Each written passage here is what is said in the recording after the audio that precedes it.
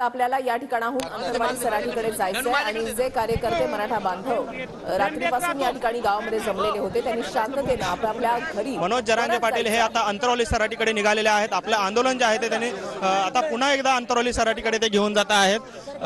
दादा पुन्हा एकदा अंतरवाली सराठीमध्ये जात आहेत, काय आवाहन आहे सर्व कार्यकर्त्यांना? आम्हाला तिथं आम्ही बैठक घेऊन पुढचं ठरवतोय, कारण पुढं जवळपास 5,000 पेक्षा जास्त पोलिसांची SRP ची भिंत घातलेली आणि ते नाही पुढं जाऊन देणार ते शेवटी आता घाबरला। चला चला चला पुढं चला पुढं चला पुढं चला अंतरवाली अंतरवालीमधून जाहीर करताय का? हो पुढची भूमिका अंतरवालीतून सांगतो। चला पुढं चला ना पुढं चला ना पुढं चला ना पुढं चला ना चला पुढं। संचारबंदी पण लागू केलेली आहे।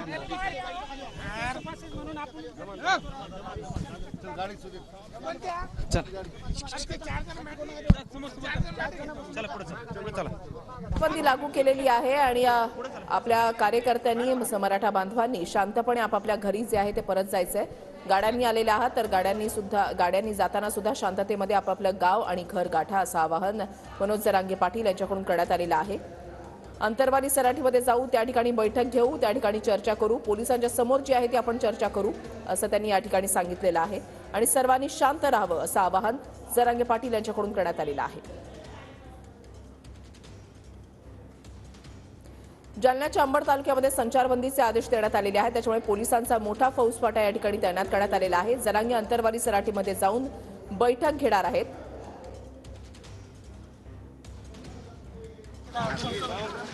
मनोज जरांगे पाटील हे आंदोलनामधून अंतरवालीच्या दिशेने निघालेले आहेत। पाटील परत अंतरवालीच्या दिशेने निघताय, तिथं परत तुम्ही तुमच्या मराठा समाजानं शांत राहायचं। यांनी 10,000 SRP आणि पोलीस आणून ठेवलेला आहे पुढं। एकही मराठ्यांचं पोरग त्याला धक्का लागता कामा नाही, म्हणून आंदोलक म्हणून शांतपणाची भूमिका घेतली। तो आज हरलेला आहे। त्याने म्हणला सागरचे दार उघडे आहेत आणि सागरचे दार इथंच बंद केले। त्याला दम लागतो आणि त्याला एक विनंती माझी, आणखीन तरी शहाणा हो, आणखीन तरी शहाणा हो। सगळ्या सोयरीची अंमलबजावणी शिंदे साहेबांनी तुम्ही दोघं तिघं तातडीनं काढा, कारण तुम्हाला जर राज्य शांत राहावं वाटत असलं तर तुम्ही सगळ्या सोयरीची अंमलबजावणी आज करा। तुम्हाला आणखीन सुद्धा शहाणपणाच्या भूमिकेत सांगतो, मराठ्यांची लाट पुन्हा एकदा विरोधात घालू नको ही माझी विनंती म्हणालो मी। आज मी पुढं काय हे तुम्ही स्वतः साक्षीदार आहेत, डोळ्यानं बघितलंय। मी घेतलेला निर्णय योग्य आणि शांतपणेचा आहे।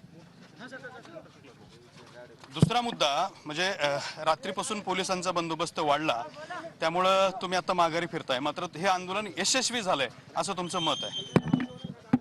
ते हरला ना, त्यांनी येऊ द्यायला पाहिजे होत, त्यांनी 100% येऊ द्यायला पाहिजे होत। त्यांनीच आमंत्रण दिलंय, सागर बंगला उघडाय आणि पोलीस आडवे ठेवले, हरला देव, त्याचा डाव यशस्वी नाही झाला। आता आमची विनंती आहे, तुम्ही संचारबंदी उठवायची आणि आमचे धरलेले लोक तातडीनं सोडून द्यायचे। देवेंद्र फडणवीस आणि एकनाथ शिंदे साहेब संचारबंदी उठवा, नसता तुम्हाला त्रास होईल। काल मुख्यमंत्र्यांची पत्रकार परिषद झाली, त्यात ते म्हणाले की कायद्यापेक्षा कुणीही मोठं नाही, प्रत्येकाने मर्यादेत राहावं। म्हणूनच सांगतो, कालही सलाईन घेतल्या होत्या, परवाही घेतल्या होत्या। आम्ही शहाणपणाच्याच भूमिकेत येत, आत्ता बी येत। शहाणपणाच्या भूमिकेत नसतो तर लोक अडचणीत आणले असते आत्ता मी, आणि जसं पोलीस काही करू शकते तसे पोरही करू शकले असते। एवढा मूर्ख मी नाही, पण तुझा डाव यशस्वी होऊ देणार नाही। ओबीसीतून आरक्षण घेणार, सोडणार नाही। त्याच्यासाठी माझी विनंती, तुम्ही आणखीन बी शहाणे व्हा आणि तातडीनं अंमलबजावणी करा। चला।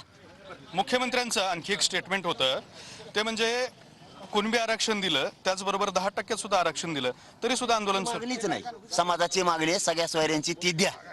चला आपण तिथं निर्णय घेऊ, चलो। तर अशा पद्धतीनं जरांगे पाटील आहेत, अंतरवालीत निघालेले आहेत आणि अंतरवालीमध्ये गेल्यानंतर ते निर्णय घेऊ असं सांगतायत। त्यांच्या पाठीमागे त्यांचा हा सगळा गाड्यांचा ताफा दिसतोय। पोलिसांनी मात्र बांबेरीच्या पुढे प्रचंड मोठा पोलीस बंदोबस्त लावलेला आहे आणि त्यांचा ताफा आता परत फिरलेला आपल्याला पाहायला मिळतोय।